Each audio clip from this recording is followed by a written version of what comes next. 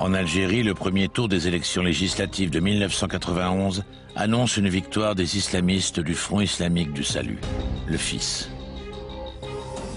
L'ancienne puissance coloniale ne veut pas d'une république islamique à sa porte. Elle accorde tacitement son soutien aux généraux algériens. Entre le premier et le second tour, il y a des contacts auxquels je participe modestement entre les généraux et la France. Et je suis à l'Élysée 2 ou 3 fois et Mitterrand donne son accord de manière sibylline mais très claire.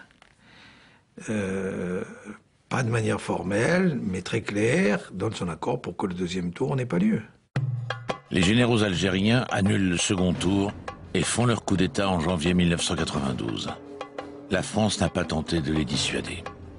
Elle devient la cible d'attentats des islamistes, notamment signés par le groupe islamique armé, le GIA. Des attentats anti-français se produisent en Algérie en 1994. En décembre, le GIA détourne un Airbus vers Marseille. Puis des attentats à Paris se succèdent. La situation n'avait jamais été aussi grave depuis la vague terroriste des années 80. La DST adopte une stratégie délicate de coopération avec les généraux algériens, experts en manipulation et acteurs sanguinaires de la guerre civile. Ils sont suspectés d'avoir été mêlés à des actions anti-françaises, dont la mort tragique des moines de Tibérine. On nous a